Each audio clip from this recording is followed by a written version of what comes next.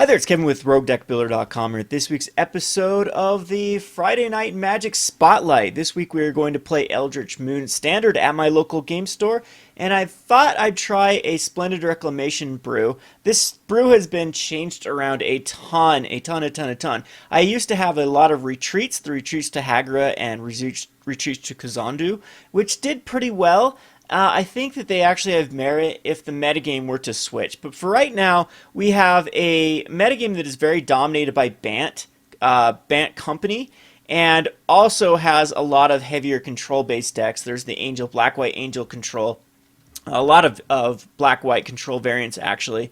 And you still do see, every now and again, some even Esper, and just, it's going to be the Languish type decks, like the decks that either use the Seasons Pass to get tons of advantage back, or just plain old Languish and then progress into late game. So this is going to be one of those decks. We're very similar to that, but I'm going to try out the Splendid Reclamation in this brew because it does seem to be just a better explosive vegetation. I've been averaging about 3 to 4 lands when it's time for me to use a Splendid Reclamation, and that gets a ton of value. And then we have Omnath as one of our finishers, as well as the main finisher of this deck is just Chandra. So right now the metagame is very, very weird. All you really need to do is stabilize. What I like about these specific creatures in this deck is they're very good early, mid, and late, and that's exactly what I think this metagame needs. The Radiant Flames is a card that is going to be my control card of choice, because we can actually we can decide where we want this, either 1, 2, or 3, to keep alive our Grim Flayer. So we're either going to Radiant Flames for 2 or 3, depending on if we have Delirium on our Grim Flayers or not. And so the difference between Radiant Flames and Languish is it doesn't kill your Grim Flayers or your Sylvan Advocates. It's a lot easier to control it. And Languish, you have to have 6 lands, which is quite easy actually with Sylvan Advocates before you kill your Sylvan Advocates, or it kills your Kalitas and Tireless Trackers. We can control the damage of Radiant Flames, which is very, very huge. Humans, even hitting for 1, a lot of times can sweep their board on time. They can go turn 1, 1 drop, turn 2, 2 more 1 drops, and then if we're on the play, we can then sweep the board. If not, we can usually control exactly the 3 damage and then wipe our own board, is something that is very realistic that we can do. We have everything in here too is just like the best creatures of their slot. I've been very impressed with Grim Flayer. You get it out on turn 2. It's pretty easy to start getting Delirium out. We don't have any instances in this entire deck. It's all sorcery speed cards. So we do on the sideboard have Grasp of Darknesses, but you probably will have Enchantment or Planeswalker as the other card type that's hard to get. So creature, sorcery, and land are going to be in our graveyard, and then most likely we'll have the Enchantment or Planeswalker in the graveyard as well to turn on the Delirium. So the Vessel is very, very good at doing that as well. It's an enchantment. Sacrifice Vessel of Nascency, reveal the top 4 cards. Put a creature, artifact, enchantment, land, or planeswalker from among them in your hand, the rest in your graveyard. So it's another way for us to set up our Delirium for the Grim Flayer. The Kalitas is just really good again in the metagame because it gives us the 2/2 zombie creature tokens to kind of stay toe-in-toe with the company decks. It also exiles the creatures forever. There's a few things that do recur in the format at the moment. It's still good versus the Hangerback Walkers and all the other cards that want to die. Some of the Bant decks are starting to put in like the Reshaper, Matter Reshapers. It gets around Matter Reshaper. So I think Kalitas is... I had Mindrack Demon in here for quite a while, but I think Kalitas is just the better choice at that slot, even though Mindrack Demon does survive the Languish. Again, the entire purpose of the deck is to trying to get the Chandra Flamecaller. You got to think of just Splendid Reclamation as a more of a explosive vegetation with the upside of hitting more than just the 2 lands. And then the Magmatic Insights and the Vessels are just ways to kind of thin out the deck and set up what we exactly need for the Chandra. You can grab your Chandra with the Vessel, so it's quite easy to find Chandra or another card that you need at that point. So same thing with Grim Flayer, it just sets up your library.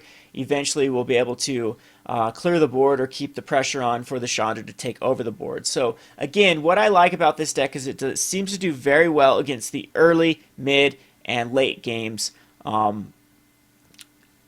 especially against the specific tier 1, tier 2 decks right now.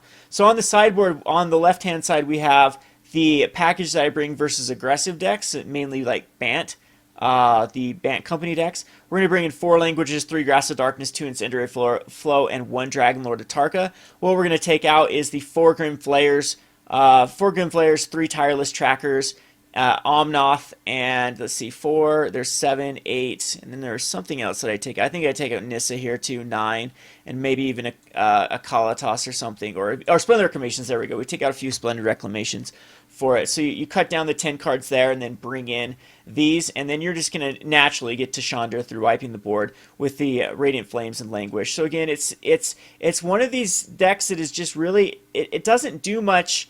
It's very reactive. You're reacting to your opponent's collected companies and humans type decks, so it does very, very well with them. What a lot of people said at the last tournament is they needed more ways to kill multiple creatures. We're going to play 4 of copies in the sideboard of Languish, the big bad boy, and a 4 of mainboard copy of Radiant Flames, and that is just overkill. Especially Chandra can also clear the board too, so we're going to continue to get a ton of value versus these decks that want to go wide. Pick the Brain, I think, also does come in versus Collected Company because you can hit Delirium quite easily with Magmatic Insight Vessel, and then the Pick the Brain will be able to take away Collected Companies and grab every copy of those Collected Companies. We have a Greenwarden. So the right-hand side is more my control-based package. So against control, what we usually take out is the 4 Radiant Flames and bring in World Breaker, Omnath, Pick the Brain, and Greenwarden. So Radiant Flames will come out, and then possibly Kalitas, one of Kalitas, depending on what the control build is. So not a lot of cards we have to take out versus the more mid-range and control-based decks because all of these cards are very good. They provide aggression at the very first, the Sylvan Advocate and the Grim Flayer that have to be dealt with, and then you're going to be able to get to your more late game with the World Breaker Omnath. Greenwarden provides value, and Chandra is still incredibly good versus control decks because then we are able to just consistently put out 3/1 elemental creature tokens. If they do happen to get blocked and died and you have an Omnath out, that's actually pretty good with Omnath because it will then do the damage as well. So Omnath, after testing, especially, Omnath hasn't been very good versus the early game decks. It's not that great versus Bant. I probably should relegate this to the sideboard and bring in something like Grasp of Darkness to help out with more of the getting Delirium online. Possibly we don't need that either, but I could bring in even Pick the Brain's main board, or probably Languish, something like that, and put Omnath. But I just thought of a one of as another way. We do need another win condition if they do somehow shut down like Chandra's, and a lot of times you just can't rely too much on the Sylvan Advocates and Grim Flayers to get the job done if you've had to sweep it a lot. But so Omnath is a good little win con as well. I don't know. Again, you just adjust this based on your metagame. If you have a lot more Bant Company decks, then possibly you do need to just put in Languishes instead of Radiant Flames and go from there. We have a lot of humans. We have a lot of aristocrats at my local game store. So Radiant Flames and Kalitas is just incredibly good versus those two. And Languish is also good, but I think that Radiant Flames is enough as everything dies to 3 damage. But, excuse me, again, adjust accordingly to your metagame. That's kind of the gist of the deck. I am a little bit disappointed with Splendid Reclamation that I couldn't really make a good landfall deck with it. The metagame is just way too hostile.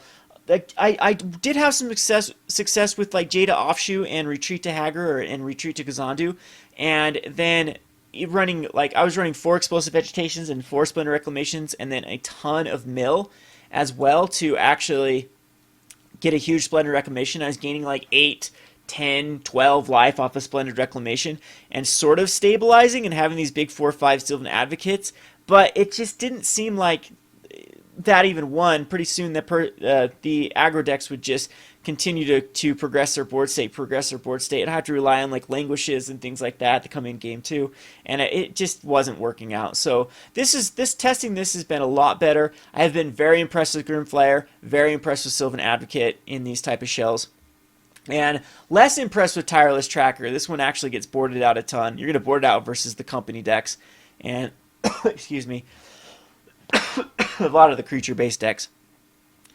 Anyway, that's the gist of it. Let me know any suggestions in the comment section below. This has been Kevin with RogueDeckbuilder.com. Thanks for watching. Think what you have what it takes to become a Rogue Master Brewer? Then be sure to click the link to the left that will take you to a page for more information on how to join our Rogue Master Brewer competition. That will be coming soon in August. Feel free to use any card from my top 10 list or be creative and use a card from Eldritch Moon. Check back often for more information on this competition. Thanks for watching.